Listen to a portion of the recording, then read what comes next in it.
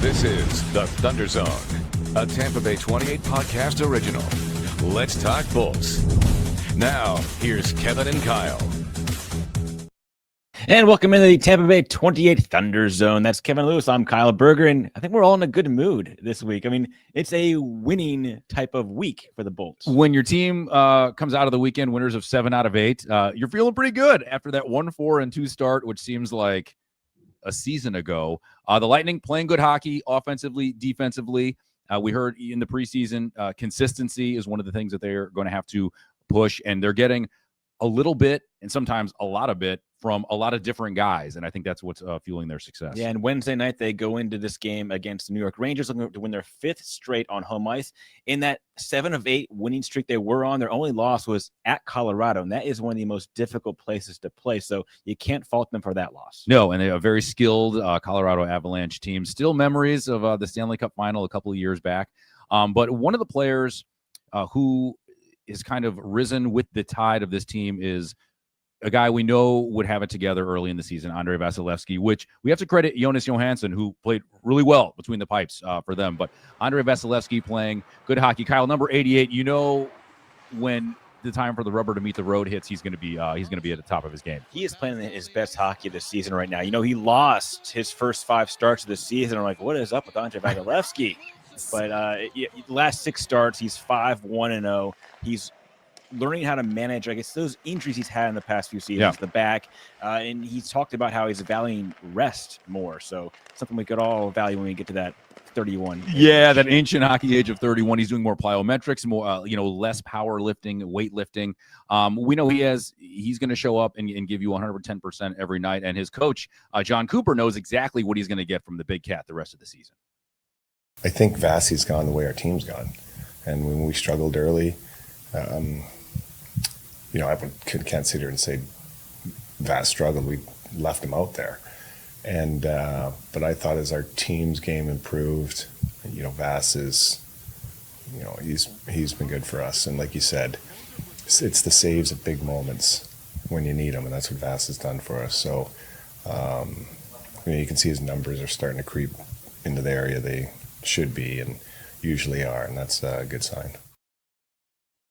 And assistant coach Dan HINOTE, who we'll speak with later, has a very funny line about what he does to other teams when you see number 88 doesn't have the night off and he goes in the net.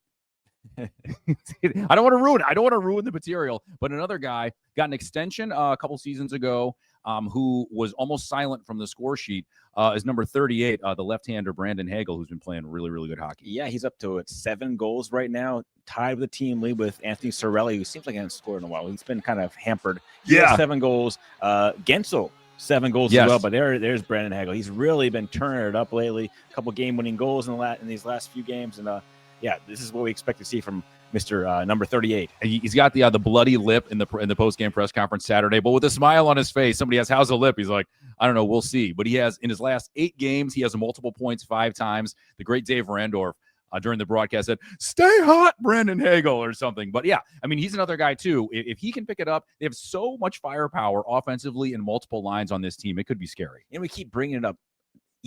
Braden Point still at 3 Right. goals. Once he starts going, I mean, this is just going to start rolling. But it seems like we're getting one player at a time getting hot. And then once they all get together, foot on the gas. And it's kind of one of those things if you didn't know who was talking, they were behind a curtain with their voice distorted, like we're going to hear from Brandon Hagel right now. They all say the same thing about the team's commitment and how the team is playing good hockey. And one guy's success isn't the only thing fueling them.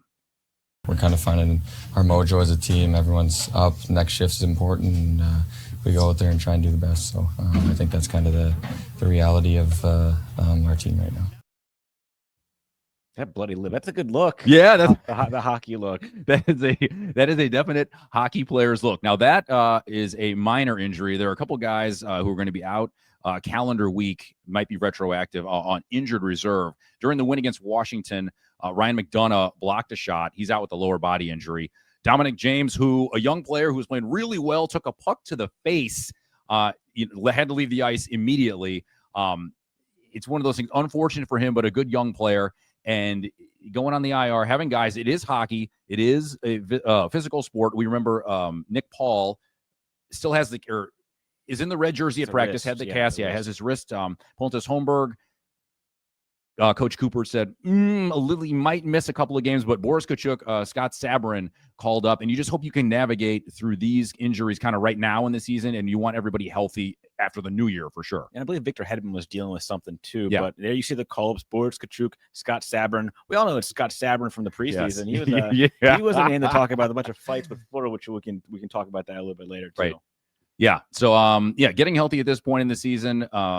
And Anthony Cirelli, I think, was listed as day-to-day as well. But, I mean, the condensed schedule, everyone's going to have bumps and bruises. You will hear no excuses from the Lightning locker room as the season progresses. We have a lot coming up in this show. I'm going to have a sit-down with assistant coach and Leesburg native, Dan HINOTE, who's with his first season with the Bolts. Kyle is going angling. Yeah, we're going to go COOPS catch fishing with John Cooper and Charles Barkley, the Lightning's most famous fan. And we have another Robert Boyd, one of the best fan. You can say I have a man cave or a fan cave. This guy's got some pretty cool stuff in his. So stick around with us, Kyle Berger, Kevin Lewis, and I wonder if we can get. This is the Thunder Zone. I wish Kenny Loggins, one of the greatest '80s musicians of all time, lived in like Sarasota or was a big Lightning fan. It could just for us do Thunder Zone instead of Danger Zone. Oh. Would he do that for free? Because I'm sure he doesn't do much work for free anymore. A Top Gun is good. Mavericks out. There's a lot of, I don't know, get him on a good day. I don't know. That's Kyle Berger. I'm Kevin Lewis. Wishfully thinking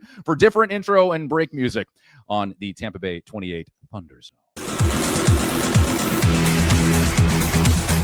Welcome back to the Tampa Bay 28 Thunder Zone. And welcome into the Thunder Zone. That's Kevin. I'm Kyle, and a big Tampa Bay welcome to a new coach on the Lightning bench. And you got to sit down with Coach HINOTE, the new assistant coach. Yeah, welcome back home. He was born in Leesburg, now moved to Minnesota at a young age, and went to West Point. Became the first player drafted from West Point into the NHL. 1996 with the Colorado Avalanche. Won a Stanley Cup with them in 2001. Was in the NHL for a decade plus. Bounced around as an assistant coach, but came back to his original home this offseason to coach with the Tampa Bay Lightning. I got to sit down with him and find out why it feels good to be home. The energy down here, the ocean, obviously the bay in this particular case, but just the people, all of it feels like home to me. And when the opportunity presented itself with Coop and his staff and Julian and just the organization itself, not to mention the weather, not to mention I'm from here. And as is my wife, so right. it just hit on all cylinders. And what about the Lightning organization made you say yes? Everything about this organization. Whether you talk to players that have been here or talk to players that know guys that have been here, that it's one of the top three in the league for every situation, right? The ownership, the management, the coaching, the players, like literally geography, tax bracket, like it covers all the bases. So it was a real easy decision as to why Tampa.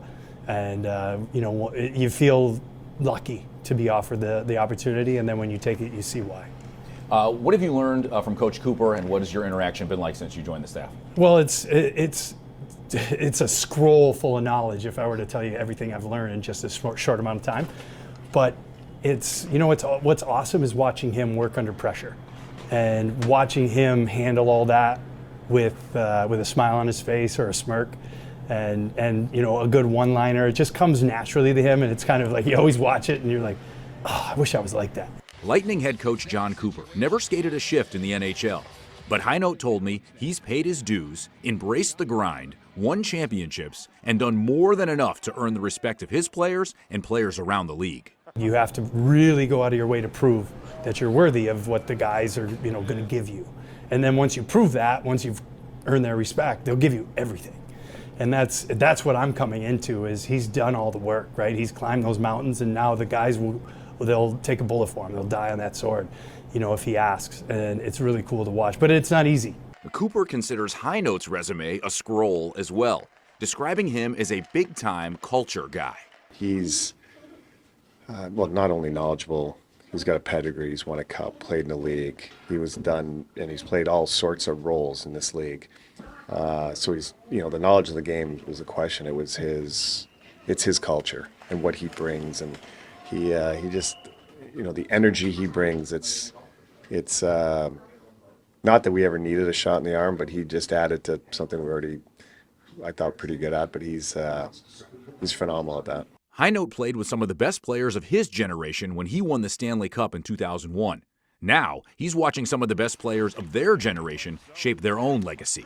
It's special. And you know, and I like I said, I had an appreciation for it when I played, and now as a coach, I even more so, because you really do watch everything that happens in practice and in games, and to watch what they're capable of pulling off night in and night out. And you know, for Vasi, just making the big save all the time in the right place, the right time. He kind of ruins your hope.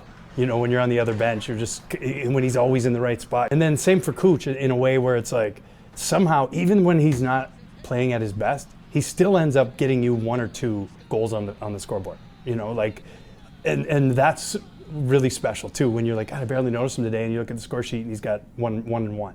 What do you think the ceiling for this group is this season? Coming off 3 straight early exits in the playoffs, their standard still is to be a cup contender in a couple of years. 100%. And you know, we understand that what's gone on here over the last few years, and we're rectifying that as the season progresses. It's not a switch, right? It's not something we're just going to be like, okay, well, we're done doing that. We have to get back to, you know, whatever our foundation was when we won, right? So that's all hard work, details, defense, and so on. And that way, you know, come round 1, we're ready to obviously win round 1, but also we're not just planning on winning round 1. That round 1 is just one part of the obstacle to get to the top, which is where we expect to be. And that's the ceiling, ultimately, for this team, is always the championship. If you don't go home with a trophy in your window, and our window is now, it's a disappointing year. Fun fact, Dan HINOTE, first Florida-born player to score a goal in the NHL. Wow. Yeah, I did not know that. Yeah, into the 90s. Yeah, so now Florida's a hotbed of hockey. You got 2 cup-winning teams contending the last decade, but yeah, who knew? Well, if he can prove that he can coach at this level, he seems like the guy has that positive energy that could become a really good head coach one day. And he always downplays his role as a player. He's like, you know, he played with Joe Sakic, with Patrick Waugh, with generational talents. He said, oh, no, it's just kind of a guy, a grinder. And Cooper said, you know, he's got pedigree. I mean, you don't stay in the league for more than a decade if you aren't any good. And he just said, guys bounce ideas off me. He's like, I have a lot of anecdotes. And he said he learns just as much from great players watching them play as he does from them asking him questions and picking his brain. He's only going to gain more knowledge. He said, mentioning him playing with those type of guys. Now he's coaching guys like Kucherov, Hedman, Vasilevsky. These guys are on par with players that he played with. Right, and they both won cups. And I like at the end when he said, you know what, if you don't have a trophy at the end of the season, it's disappointment. And you know the Lightning want to get back. And if they keep playing like they are certainly going to get back by the end of the season. So hopefully they keep going on this hot streak. All right, well, coming up, we are going to get the pulse of the fan with a story from reporter Robert Boyd. Oh, yeah. He's going to get into a man cave. Very lucrative looking. I mean, nice it's a mini museum in there, so it's good stuff. He got some stuff from way back, Steven Stamkos stuff. You're gonna love to see this. That's coming up on the Thunder Zone. Welcome back to the Tampa Bay 28 Thunder Zone. Well, growing up in the Bahamas, Keith Cooler didn't know what hockey was until he moved to Tampa Bay and met the Lightning. It's not unusual to find Keith Cooler practicing his puck handling during his lunch break. Everything started when we had the first game at the Expo Hall. I went with my dad and a couple of my kids. That was back in 1992, and he has been a season ticket holder ever since. Keith, or a member of his family, is in attendance at every home game, but nothing will ever beat that inaugural season. At the Expo Hall, there was a beer tent that after the game, the players would go and drink beer with the fans, which you think in today's world is insane. Up and down the hallways and conference room of his CPA offices, Keith loves showing off all the photos and memorabilia he's collected over the years. It started with just a couple of pieces, and it just seemed logical. I was a big sports fan.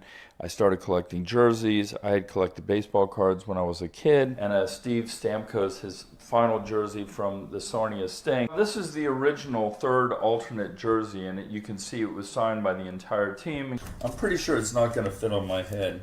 It's not even close. And Keith's collection only grows bigger thanks to his clients. Hey, I've got a luggage tag autographed by Bobby Orr. Would you like to have it? And I said, sure, and it's on the shelf in there. He says the best part about being a fan is all the memories you get to share with friends and family. This was the first time she ever sat up, and it was in the Stanley Cup. I woke up one morning, and all of a sudden, people were texting me that I was in the paper, and this is me cheering. We must have had a big win. Keith is also very proud of the number of autographs. He says it's a testament to how accessible the Lightning have been over the years. So they tend to be just very friendly, and even if you just look at them, that they'll want to have a conversation. And I think that's really cool. In Tampa, Robert Boyd, Tampa Bay 28. That's one of the best hockey memorabilia rooms I've seen. It is random Bobby Orr tags like, oh, there's a Sarnia Sting jersey from Steven Stamkos. Like, what is that? It got a little bourbon in there too, some wine bottles, got everything.